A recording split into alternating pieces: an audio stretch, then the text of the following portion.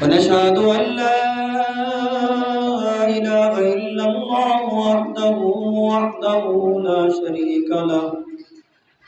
لا شريك له ولا نذير له ولا مشير له ولا معين له ولا مثل له ولا مثال له.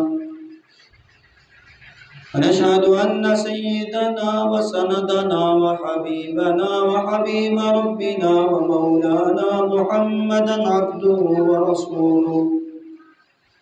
أما بعد، أعوذ بالله من الشيطان الرجيم. بسم الله الرحمن الرحيم. إنما المؤمنون الذين آمنوا بالله ثم لم يرتابوا وجاهدوا بأموالهم وأنفسهم في سبيل الله أولئك هم الصادقون. وقال الله تبارك وتعالى في مقام آخر: قل إن صلاتي ونسكي ومحياي ومماتي لله رب العالمين لا شريك له وبذلك أمرت وأنا أول المسلمين. قال رسول الله صلى الله عليه وسلم: دع ما يريبك إلى ما لا يريبك، أو كما قال عليه الصلاة والسلام. दुरूद शरीफ पढ़ लें। अल्लाहुम्मा सल्लि अला मुहम्मद व अला आलि मुहम्मद कमा सल्लैता अला इब्राहीम व अला आलि इब्राहीम इन्नका हमीदुम मजीद। अल्लाहुम्मा बारिक अला मुहम्मद व अला आलि मुहम्मद कमा बारकता अला इब्राहीम व अला आलि इब्राहीम इन्नका हमीदुम मजीद। रब्बि इश्रह ली सदरी व यस्सिर ली अमरी वहलुल उक़दतम मिन लिसानी यफ़क़हू क़ौली। रब्बि ज़िदनी इल्मा सुब्हानक ला इल्मा लना इल्ला मा अल्लमतना इन्नक अंतल अलीमुल हकीम। वाजिबुल एहतराम काबिल तकरीम मोहतरम व मुकर्रम बुजुर्गान दीन, अजीज़ गजूर नौजवानान इस्लाम, अल्लाह के हम बड़े शुक्रगुजार हैं कि अल्लाह तबारक व तआला ने हमें कलमे जैसी अजीम दौलत से नवाजा है कि हम सब ने कलमा पढ़ा है, ला इलाहा इल्लल्लाह मुहम्मदुर रसूलुल्लाह। ये ऐसा कलमा है, फरमाया कि अगर सातों आसमान और ज़मीन तराजू के एक पलड़े में रख दिए जाएं और एक पलड़े में इस कलमे को रख दिया जाए तो ये कलमे वाला जो पलड़ा है ये झुक जाएगा और वो जो पलड़ा है सातों आसमान और ज़मीन का उड़ने लगेगा। कि अल्लाह ने इस अजीम दौलत से, इस नेमत से हमें नवाजा है, इस पर हम अल्लाह का शुक्र अदा करना चाहिए, अल्लाह के शुक्रगुजार बंदे बनना चाहिए। इसी कलमे की बदौलत मुसलमानों के आपस में मोहब्बत है, मवद्दत है, एक दूसरे के साथ इस्लामी ताल्लुक़ है। ज़ुबान कोई भी हो, कोई सिंधी हो, बलोची हो, पठान हो, कोई भी बोलने वाला हो, लेकिन इस कलमे की बदौलत हम सब एक जान हैं, यकजा हैं। नबी सल्लल्लाहु अलैहि वसल्लम का भी फरमाने अली शान है कि मोमिन आपस में क्या है, भाई भाई हैं। और एक हदीस में नबी पाक सल्लल्लाहु अलैहि वसल्लम का इरशाद मुबारक है, फरमाया कि मुसलमानों की मिसाल ऐसे है कि जैसे एक जिस्म होता है, जैसे जिस्म पूरे में जब भी किसी जगह तकलीफ़ होती है, मसलन अगर उंगली पे तकलीफ़ है या बाजू पर तकलीफ़ है या सर में चोट लगती है या आँखों को तकलीफ़ होती है तो वो जिस्म सारा तकलीफ़ महसूस करता है। ये नहीं हो सकता कि उंगली है तो सिर्फ उंगली तक महदूद है, हाथ पर है तो हाथ तक महदूद है, या सर पे चोट लग गई तो बस सर को सिर्फ दर्द है, बाकी नहीं। अगर सर में तकलीफ है तो आपको सारी रात पूरे जिस्म को नींद नहीं आएगी। दाढ़ में दर्द होगा ना आपके, हालांकि दाढ़ कहाँ पर है, आपके मुंह में है, दांत आपके, उसको तकलीफ है, एक दांत में तकलीफ है तो सारा जिस्म नहीं सो सकेगा। तो फरमाया मुसलमानों की, मोमिनीन की मिसाल ऐसे है कि ये ऐसे हैं जैसे एक जिस्म होता है। तो ये क्यों है ऐसे? इसी कलमे की बदौलत है। तो ये जो इस्लाम का दर्स है, कुरान का दर्स है, प्यारे आका सल्लल्लाहु अलैहि वसल्लम के फरमान का दर्स है, वो यही है कि मुसलमानों में आपस में मोहब्बत हो, भाईचारे वाली ज़िंदगी हो, कुदूरतें ना हो, नफ़रतें ना हो, यही पैगाम है। तो इस पर हमें अल्लाह का शुक्र अदा करना चाहिए कि हम कलमा गो हैं। तो कुरान करीम की कुछ आयतें मैंने पढ़ी हैं,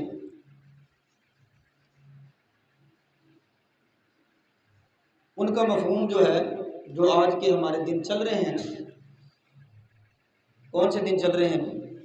कुर्बानी के अय्याम, मतलब कि ईद उल अज़हा आने वाली है, ये सारी उसी के मुतल्लिक़ मैंने आयत मुबारक पढ़ी है।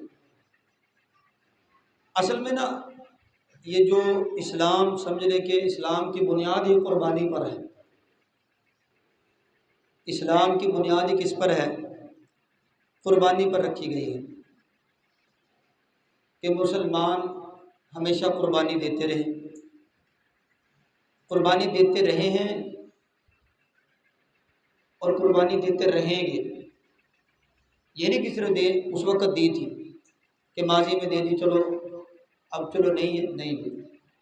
इस्लाम का दर्स यही है कि कुर्बानी देना मुसलमानों के रग रग में शामिल है। ये जो हमें इस्लाम का दरख्त हरा भरा नज़र आता है, इसकी शाखें फैली हुई नज़र आती हैं, इसके फ्यूज़ व बरक़ात से हम जो मुस्तफ़ीद होते हैं, इसके पीछे जो फ़लसफ़ा है वो कुर्बानी का है। जद्दुल अंबिया सैयदना इब्राहीम अलैहिस्सलातु वस्सलाम, उन्होंने कुर्बानी दी जब से होश संभाला। फिर उनके नस्ल में से जो आगे हमारे प्यारे आका सल्लल्लाहु अलैहि वसल्लम तशरीफ़ लाए, नबी पाक सल्लल्लाहु अलैहि वसल्लम ने, नबी पाक सल्लल्लाहु अलैहि वसल्लम के साथ जो लोग जुड़े, सहाबा इकराम रिज़वानुल्लाहि ताला अलैहिम अजमाइन ने भी कुर्बानियाँ दी, और आज उसी कुर्बानियों का समरा है कि हम सब के सब मुसलमान हैं, कलमा गो हैं, और हमारा ताल्लुक़ अल्लाह की ज़ात कुद्दूसा से है, और हमारा अक़ीदा तौहीद का अक़ीदा है, प्यारे नबी सल्लल्लाहु अलैहि वसल्लम की रिसालत का अक़ीदा है, नबी सल्लल्लाहु अलैहि वसल्लम की हयात का अक़ीदा है। तो ये जो अक़ायद हमें मिले हैं, ये इसी कुर्बानियों की बदौलत है। तो इसलिए नहीं कि कुर्बानी सिर्फ इसलिए हम ये करते हैं कि हमें सिर्फ गोश्त खाना है, नहीं भाई। कुर्बानी का मकसद ये है कि साल पूरा अल्लाह तबारक व तआला ने जो हमें ये जिस्म दिया है, ये जो जान दी है, ये जो हिम्मत दी है, ये जो ताकत दी है, ये जो अल्लाह ने हमें क़ुव्वत अता फरमाई है, वो अल्लाह तबारक व तआला ने ahsan तरीके के साथ हमें साल इस्तेमाल करने की तौफीक बख्शी। तो बदले के तौर पर हम अल्लाह के रास्ते में अपने जानवर को कुर्बान करते हैं, गोया कि ये एक जान का बदला है। ये जान जो है ना हमारी, जिस बंदे पर कुर्बानी वाजिब है, वो गोया कि अपनी जान देता है, जान का बदला देता है कि या अल्लाह मैं शुक्राने के तौर पर अपने इस जिस्म का बदला अता कर रहा हूँ, बदला दे रहा हूँ, या अल्लाह मेरी तरफ से इसको कबूल फरमा। गोया कि अपने जिस्म का वो क्या देते हैं? बदला देते हैं। अब देखिए कि हज़रत इब्राहीम अलैहिस्सलाम क्या कर रहे हैं, अपने बेटे को ज़िबा फरमा रहे हैं। अब बेटे से बढ़कर कोई चीज़ होती है, औलाद से बढ़कर। इंसान अपने बाद प्यारे आका सल्लल्लाहु अलैहि वसल्लम से मोहब्बत के बाद जो सबसे ज़्यादा मोहब्बत करता है, अपने औलाद से करता है। अल्लाह फरमा मेरे रास्ते में कुर्बान कर। तो इसलिए जो है, ये कुर्बानी को अपनी जान का बदला है कि हमने अपनी जान का बदला देना होता है। अब जिस बंदे पर कुर्बानी वाजिब है उसको चाहिए भी कुर्बानी ज़रूर करे, कुर्बानी ज़रूर करे। अगर वो कुर्बानी नहीं करता है तो क्या होता है, गुनाहगार होता है। तो कुर्बानी के मुतल्लिक़ जो मसाइल थे वो तो काफ़ी हद तक उम्मीद है कि अज़बर हो गए होंगे, आपके जहन में भी होंगे। तो कुछ जो मसाइल थे वो आज हम इंशाअल्लाह ताला फिर जो है दोबारा से उसको ये समझने की तकरार कर लेते हैं, दोबारा से दोहरा लेते हैं, ताकि जो आने वाला दिन है वो बिल्कुल प्यारे आका सल्लल्लाहु अलैहि वसल्लम की सुन्नत के मुताबिक हम गुजार सकें और अल्लाह हमें गुजारने की तौफीक भी अता फरमा दें, अता फरमा दें अल्लाह। क्योंकि सब कुछ हमारा किसके लिए है, अल्लाह के लिए। कुरान पाक में अल्लाह के इरशाद है कि प्यारे पैगंबर फरमा दीजिए, कुल इन्ना सलाती व नुसुकी, कि मेरी नमाज, व नुसुकी मेरी कुर्बानी, व महयाया मेरा जीना, व ममाती और मेरा मरना किसके लिए, लिल्लाह, उस अल्लाह के लिए, रब्बिल आलमीन जो तमाम जहानों का परवरदिगार है, उसके लिए सब कुछ है। तो अब हम जो अपने जानवर को अल्लाह के रास्ते में ज़िबा करते हैं ना, वो किसके लिए करते हैं, अल्लाह के लिए। इस आयत को समझ लें ज़रा, इन्ना सलाती मेरी नमाज किसके लिए है, अल्लाह के लिए, व नुसुकी और मेरी कुर्बानी भी किसके लिए है, अल्लाह के लिए। हालांकि अल्लाह को ये कुछ नहीं पहुँचता है। अल्लाह तो फरमा रहे कुरान पाक में, लन यनालल्लाह लुहूमुहा वला दिमाउहा वलाकिन यनालु तक़वा मिनकुम। फरमाया कि कुर्बानी का ना मुझे गोश्त पहुँचता है और ना क्या पहुँचता है, ना उसका खून पहुँचता है, मुझे तो सिर्फ तुम्हारी नीयत पहुँचती है। किस बंदे ने किस नीयत से अपने जानवर को अल्लाह के रास्ते में कुर्बान किया। तो इसलिए जो भी काम करने लगे ना, सबसे पहले अपनी नीयत को दुरुस्त कर लिया करें, नीयत सही करें, नीयत सही होनी चाहिए। अब कुर्बानी को लगा लें कि कुर्बानी जब आप करने लगे उसमें सबसे पहले नीयत किसकी हो, अल्लाह की रज़ा की, या अल्लाह तेरी रज़ा के लिए कुर्बानी कर रहा हूँ। हज़रत इब्राहीम अलैहिस्सलाम की सुन्नत है, मेरे प्यारे आका हज़रत मोहम्मद रसूलुल्लाह की सुन्नत है। तो या अल्लाह इसी सुन्नत, और ये वो सुन्नत जो वाजिब है, वो क्या है, वाजिब है। तो या अल्लाह मैं उनका जो आपने हमें दीन अता फरमाया है उसके मुताबिक मैं अपने जानवर को या अल्लाह तेरे रास्ते में कुर्बान कर रहा हूँ, मेरी तरफ से अल्लाह क्या कर लीजिए, कबूल फरमा लीजिए, नीयत है। अब जब जानवर लेने लगा, अब लोगों को दिखलाने की नीयत से ले रहा है, यार मैं, लोग कहेंगे वाह क्या जानवर है, जैसा अच्छा जानवर लेने लोग वैसे कहते रहे, लेकिन रियाकारी की नीयत से ना ले इंसान। अच्छा जानवर ले, क्या ले, अच्छा जानवर ले, लेकिन क्या भला लोगों को दिखलावे की नीयत से ना ले कि कल को मैं गली में बांधूंगा, जो गुजरेगा एक दफ़ा तारीफ तो करके गुजरे, क्या जानवर नहीं, इसके तो क्या ही कहने हैं। इस नीयत से ले अच्छा जानवर। फिर अगर उसकी नीयत ही नहीं थी, वैसे को बंदा गुजरता है, गुजरते क्या कहता है यार बड़ा अच्छा जानवर, इससे कोई फ़र्क नहीं पड़ता, क्योंकि उसकी नीयत ही नहीं थी रियाकारी की, उसने तो अल्लाह की रज़ा के लिए लिया है। अगर वो कह देता तो ठीक है। अगर कोई बंदा अल्लाह के दीन की खिदमत कर रहा है, उसकी नीयत अल्लाह की रज़ा के लिए, अगर कोई बंदा वैसे कह देता है कि यार बंदा बड़ा तकवे वाला है, बड़ा ईमानदार है, बड़ा अच्छा बंदा है, वो नहीं चाह रहा कि मेरी तारीफ़ करें, लेकिन अल्लाह किसी से करवा रहे हैं, तो इसमें उसके कोई गुनाह नहीं है, बल्कि अल्लाह की उसकी नेकी कबूल हो गई, अल्लाह की उसकी नेकी कबूल हो। इसलिए जानवर आप अच्छा ही लें, लेकिन दिखलाने की नीयत से ना लें, रियाकारी की नीयत से ना लें। रियाकारी क्या है, शिर्क असगर है, छोटा शिर्क उसको कहते हैं, शिर्क सगीर है, इससे बचना चाहिए। फिर जानवर की जो को आपने लिया है, वो मैंने आपको बताया था कि जानवर को लेते हुए ना चंद एक चीज़ों का ख्याल करना चाहिए कि जानवर की जो शरायत शरीयत ने मुकर्रर की है ना, उसके मुताबिक हो। जैसे हम जानवर लेने जाते हैं, मंडी जाते हैं, तो आमतौर पर मैंने देखा कि लोग आमतौर पर ना मंडी ये जो बकर मार्केट कह लें या बकरा मंडी कह लें या जानवरों की मंडी कह लें, वो देख रहे होते हैं ये दूधा है, खीरा है। अब दोंदा पता नहीं, मेरे ख्याल में 2 साल वाले को कहते हैं, ठीक। खीरा किसको कहते हैं? 1 साल वाले को। हाँ, चलो ये पता चल गया ना। दोंदा 2 साल वाला और खीरा क्या होता है? 1 साल वाला होता है। लेकिन शरीयत में ये दोंदा खीरे का तस्वुर नहीं है, वो आपका अपना है कि यार ये दोंदा है तो 2 साल का होगा, खीरा तो क्या है 1 साल का होगा, यानी एक अलामत ये समझ लें हमने बनाई हुई है। लेकिन शरीयत ये कहती है कि जानवर की उम्र का पूरा होना ज़रूरी है। जानवर की उम्र का क्या होना ज़रूरी है? पूरा होना ज़रूरी है।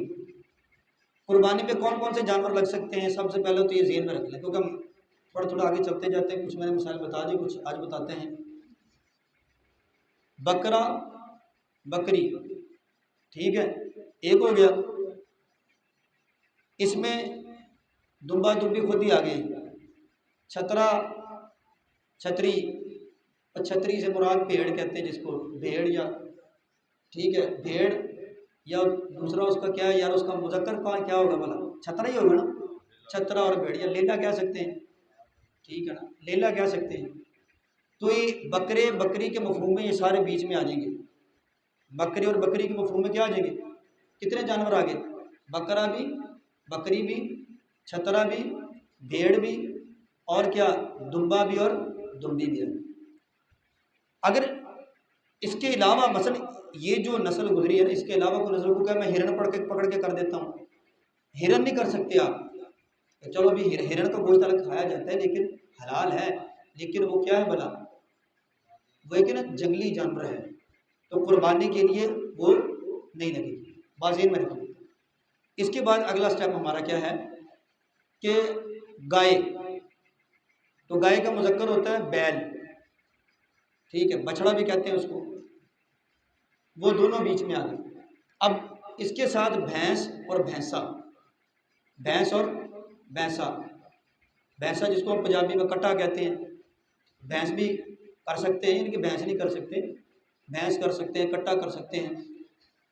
तो ये आगे इसके मफहूम में कितने जानवर हो गए जी? 2, ठीक है, ये 2 हो गए। और तीसरा कौन सा है भला? ऊँट। क्या है भला? ऊँट भी कर सकता है इंसान। बकरा, बकरी, दुम्बा, दुम्बी, छतरा, और उसके बाद भेड़, उसके बाद भैंसा, भैंस, गाय, बैल, और क्या है भला? ऊँट। ये क्या हम कुर्बानी पे जानवर कर सकते हैं, ये जानवर कुर्बानी पे कर सकते हैं। अब शरीयत ये कहती है कि जो तुमने जानवर कुर्बानी के लिए लेना है ना, वो उसकी उम्र पूरी होनी चाहिए। बकरी हो, बकरा हो, दुम्बी हो, दुम्बा हो, भेड़ हो या छतरा हो, 1 साल का होना ज़रूरी है। लेकिन इसमें थोड़ा सा मफहूम मैं आपको बता देता हूँ। बकरा और बकरी के लिए तो 1 साल का होना ज़रूरी है, लाजिम है। बकरा और बकरी के लिए 1 साल का होना ज़रूरी है।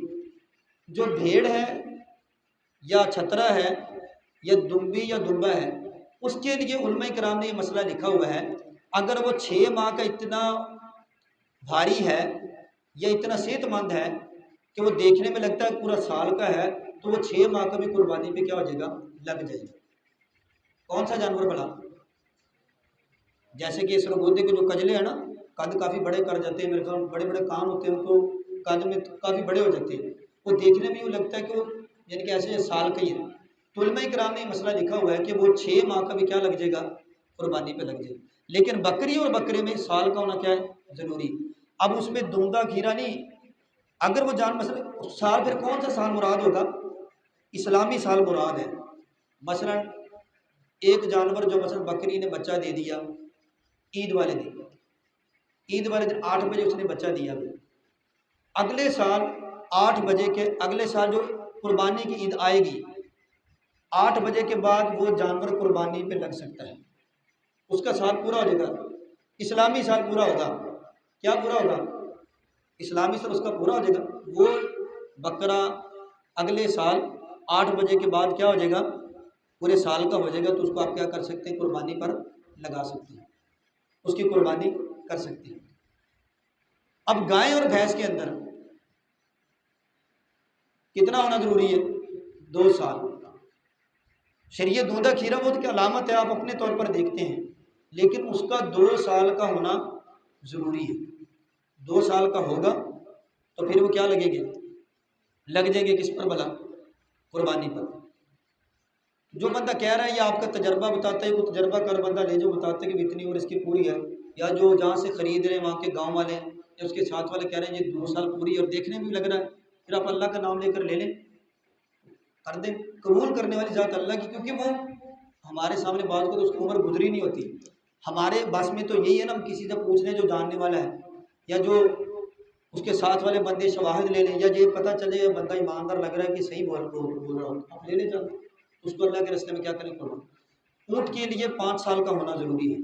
कितने साल का, 5 साल का होना ज़रूरी है। जब तक जो 5 साल का नहीं होगा तो वो ऊँट किस पे नहीं लगेगा, कुर्बानी पर नहीं लगेगी।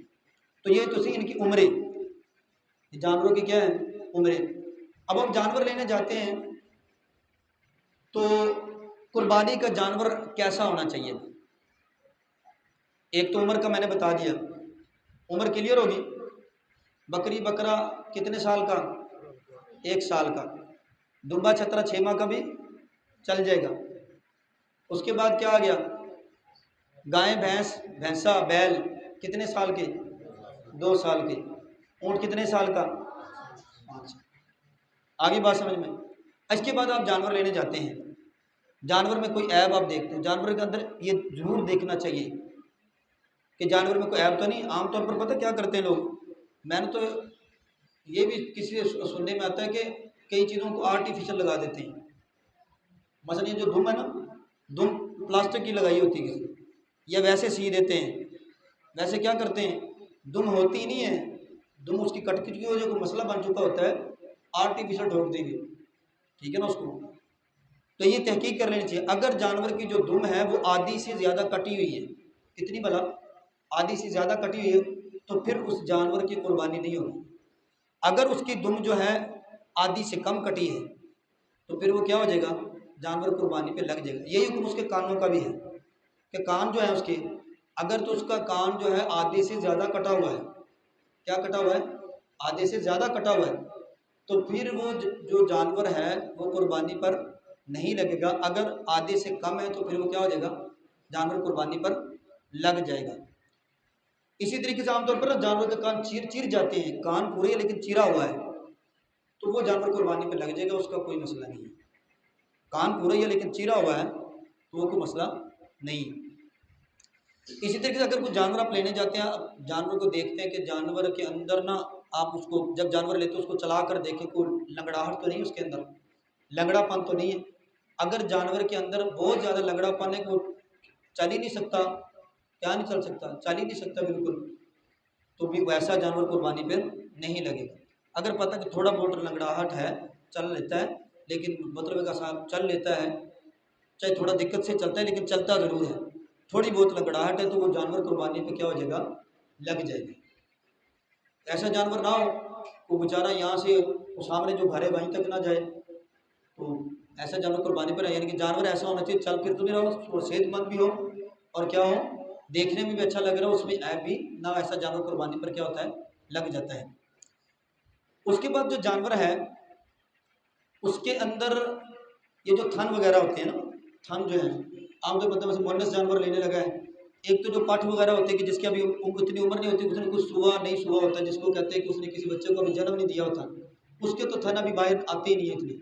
लेकिन ऐसी बकरी या ऐसी गाय या ऐसी भैंस जो मिसाल के तौर पर एक आध दफ़ा मतलब बच्चा दे चुकी है, ठीक है, उसके आमतौर पर थन, तो थन के अंदर भी देखा जाए कि उसके थन कितने ख़राब हैं, ज़्यादा ख़राब तो नहीं।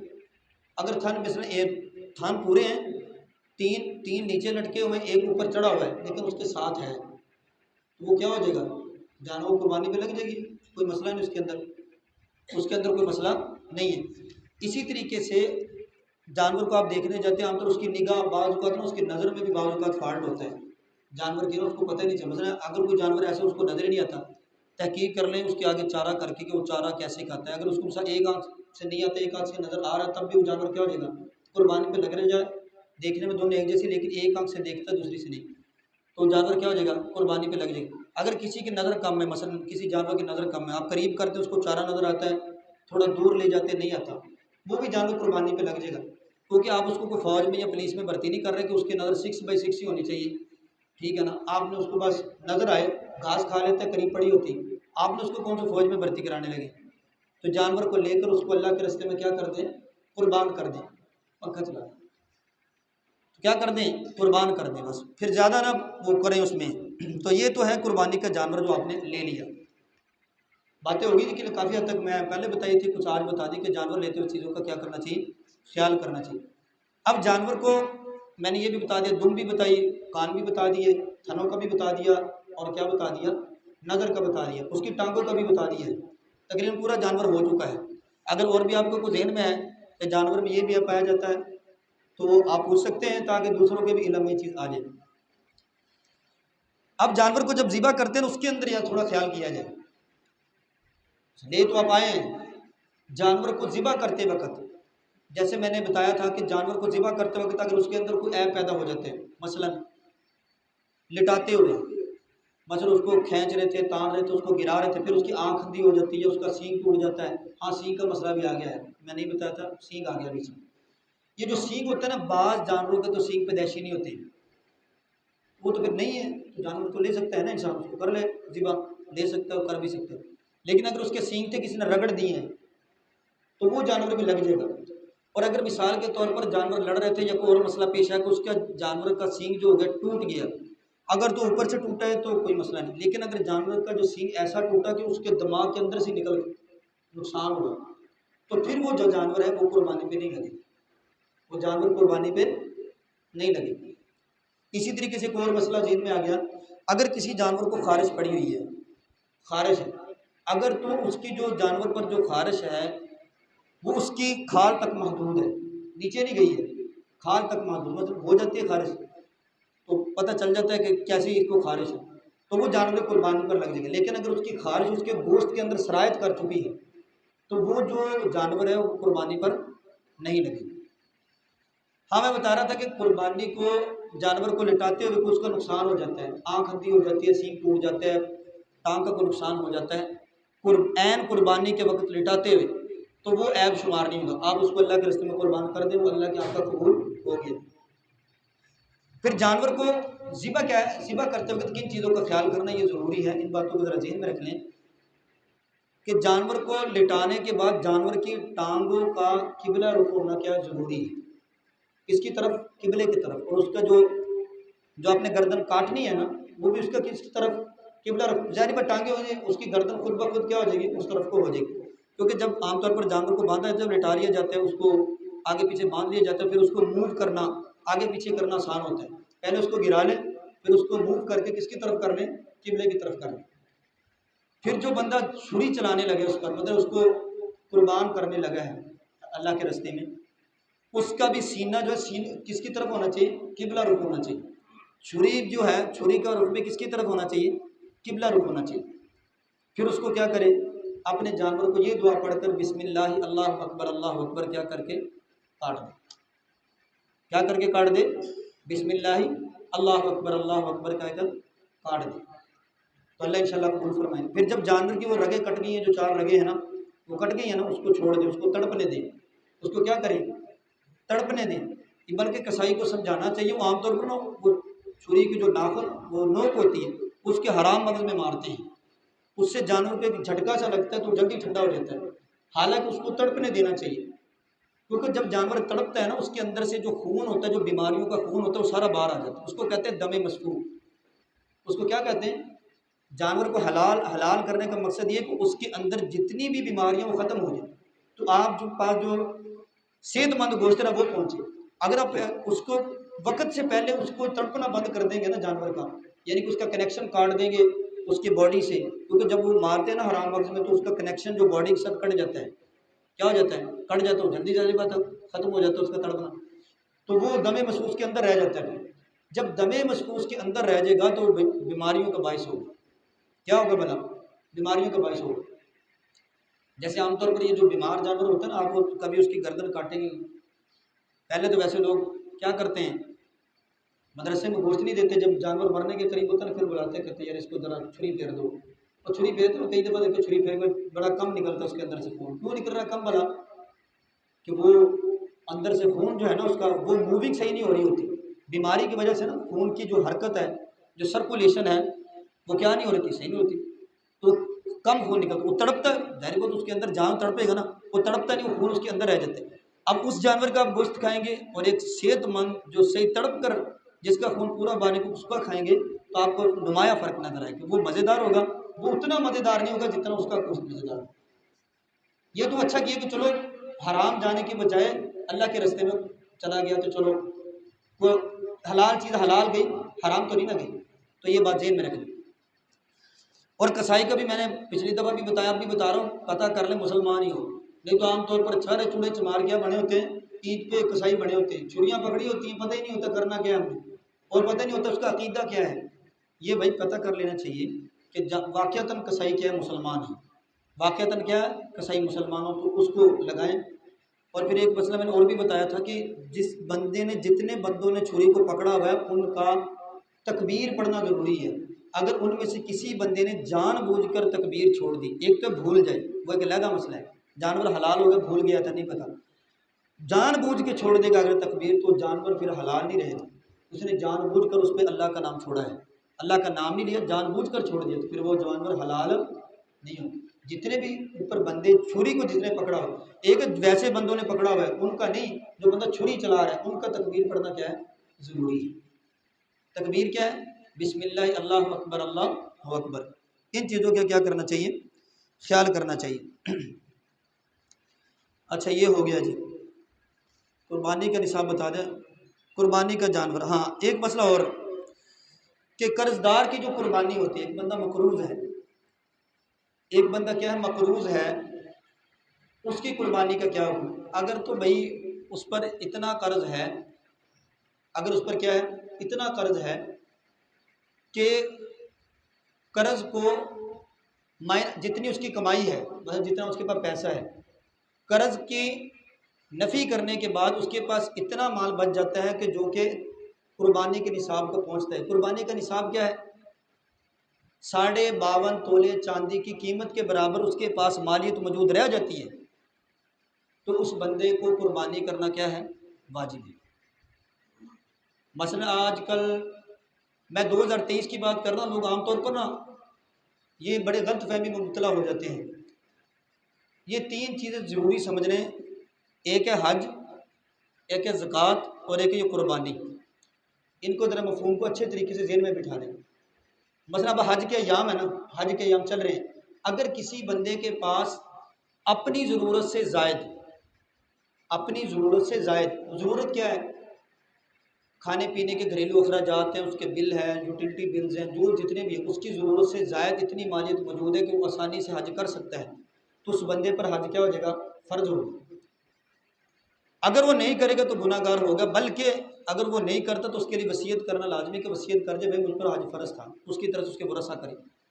जब उस पर एक दफ़ा हज फ़र्ज हो जाएगा तो फ़र्ज ही रहेगा, नहीं करेगा उसके ऊपर से साकित नहीं होगा। ये नहीं होगा कि पिछले साल था अब नहीं, जब एक दफ़ा फ़र्ज हो गया तब उस पर करना क्या होगा, लाजमी होगा, चाहे उसके ऊपर कैसे मर्जी बाद में हालात आते रहें। लेकिन जब वाजिब हो गया तो फिर क्या रहेगा, वाजिब ही रहेगा।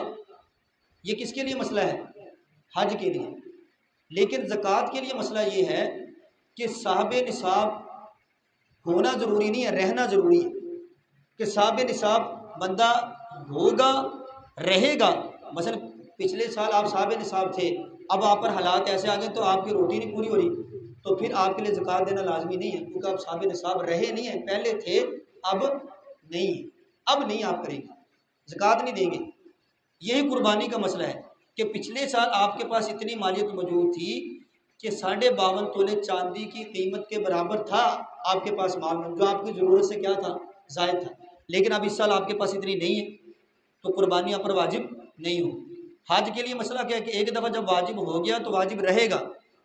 ज़कात और कुर्बानी के लिए क्या मसला है कि साहब निसाब रहना ज़रूरी है, होगा तो कुर्बानी या ज़कात वाजिब होगी, अगर नहीं होगा तो कुर्बानी या ज़कात वाजिब नहीं होगी। ये बात ज़हन में रखनी।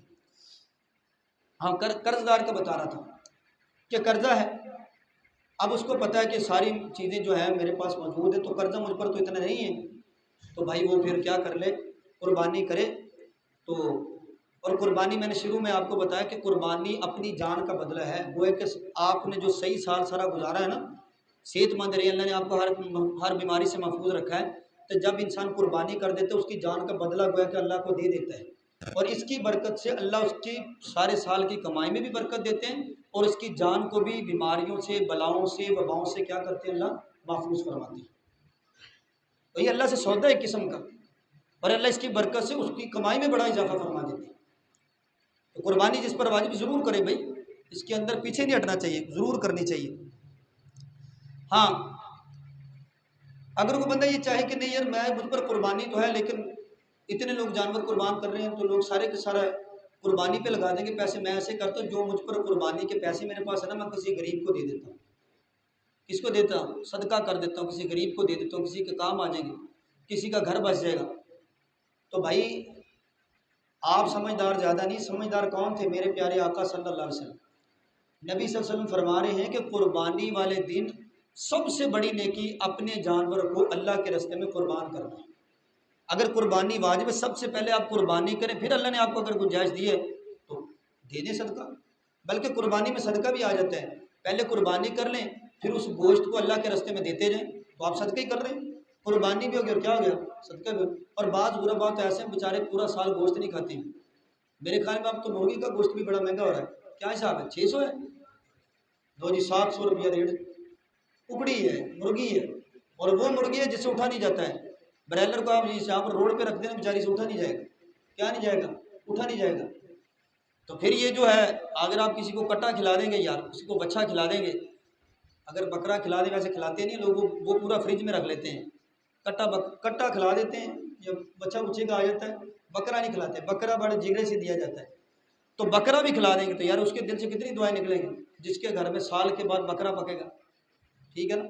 बकरा खाने के बाद या बच्चा कट्टा खाने के बाद ना थोड़ा तुरा फिरा भी करें। आमतौर पर बकरा कट्टा खाने के बाद बंदा बैठा रहता है ना, फिर उसका कोलेस्ट्रोल बढ़ जाता है। क्या होता है? तो कोलेस्ट्रोल ही बढ़ेगा ना। अब ये तो समझ लो कि कट्टे की, बकरे की या बच्चे की बेइज्जती है, क्या भला कि बंदा उसको खा के बैठा रहे। भाई वो खुद ताकतवर होते हैं, बच्चे की तरह ढूंढ खा के देखो ज़रा, तो पता चल जाएगा ज़रा कितनी ताकत होती है। उसके तरह नीचे पड़ के देखना, ज़रा खुरखर दे तो कितनी ताकत होती है। तो तुम खाने के बाद कोई बैठे रहे, वो बैठे रहने के बाद कोलेस्ट्रोल ही बढ़ेगा ना। उसको खाने के बाद कोई बंदा चले फिरे, कोई दौड़े छोड़े, तो फिर है ना, तो विटामिन तो अंदर फिर यानी कि उसके अंदर सर्कुलेशन करेगी ना। खा के बैठे रहना तो फिर कहते जी हमें की होगी, शुगर होगी, मेरा ब्लड प्रेशर हाई हो गया, मेरा ब्लड प्रेशर कम हो गया, तो मेरे साथ कोलेस्ट्रॉल बढ़ गया, मुझे दिल का अटैक होगा। भी हो गई, ये तो इंसल्ट है उस गोश्त की। तो जो अल्लाह ने आपको इतना ताकतवर चीज़ दी, उसको आप उसके बाद यानी कि क्या इस्तेमाल करने के बाद सही तरीके से इस्तेमाल नहीं कर रहे। तो भाइयों बुजुर्गों दोस्तों, उम्मीद है कि काफ़ी हद तक हो गया होगा, लेकिन अभी काफ़ी सारे मसाइल थे, कुछ मैंने जिक्र कर दिए हैं। तो अभी दिन पड़े हुए हैं, किसी ने और भी कोई मसला पूछना हो तो वही पूछ सकता है। अल्लाह से दुआ करने की तौफीक नसीब फरमाए।